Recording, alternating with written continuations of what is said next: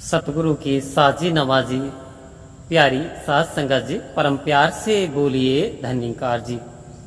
आओ संत महात्माओं, ज्ञान लेने के उपरांत भी यदि रहते हैं दुखी, रहते हैं परेशान, आ रही हैं समस्याएं, तो आओ संत महात्माओं, आखिर कारण क्या है? ज्ञान लेने के उपरांत भी ये सारी विपत्तियां क्यों आती हैं? क्यों इंसान भयभीत हो जाता है? तो संत महात्मा इस ओर इशारा दिया। आओ संत महात्माओं, एक बार सतगुरु बाबा हरदेव सिंह जी महाराज जी के समय में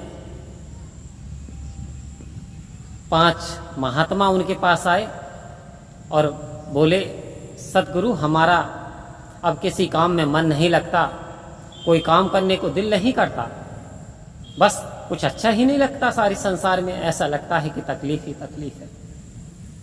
सतगुरु ने थोड़े शांत रहे और फिर मनन किया और उसके बाद कुछ अपनी मोटी मोटी किताबें पलटनी शुरू कर दी। आओ संत महात्माओं, काफ़ी समय हो गया कोई जवाब नहीं आया, तो वो महात्मा बोले कि सतगुरु हमारा मन नहीं लगता। तो बाबा जी कह रहे हैं कि मैं आपका मन ही तो तलाश कर रहा हूं। आओ संत महात्माओं, सतगुरु ने इशारा दिया, आपका मन क्यों नहीं लगता? आपको परेशानी आखिर आ क्यों रही है? क्योंकि चाहा गई चिंता मिटी, मनवा बेपरवा, और जिसको कुछ नहीं चाहिए सोई तो सहनसा। आओ संत महात्माओं, आखिर कारण क्या है परेशानियों का?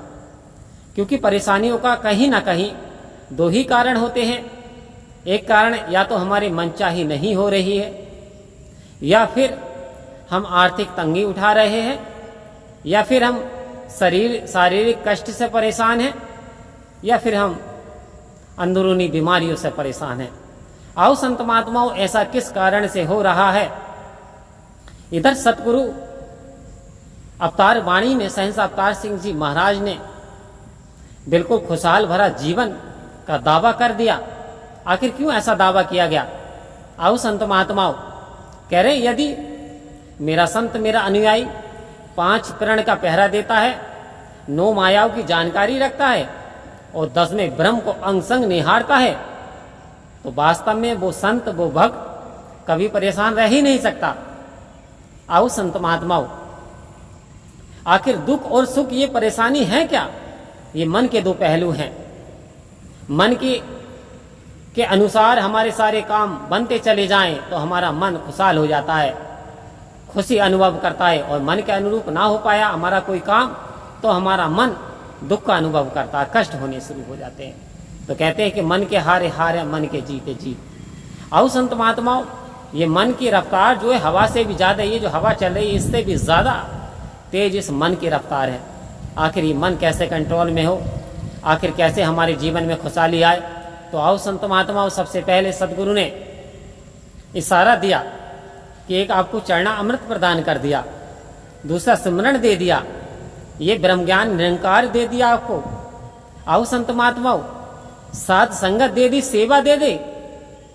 यदि आपने इन तीनों में से बारी बारी से यदि तीनों को कर लिया तो वास्तव में वहां पे तो जीवन सुहेला ही सुहेला है।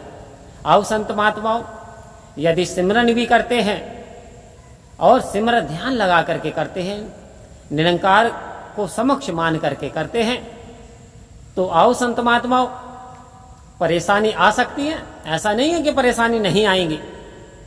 ये तो प्रकृति का नियम है, क्योंकि अभी दिन है तो आफ्टर सम टाइम, कुछ समय के बाद रात होगी, तो परेशानी, सुख और दुख ये तो चलती फिरती छाया है, चलते रहेंगे।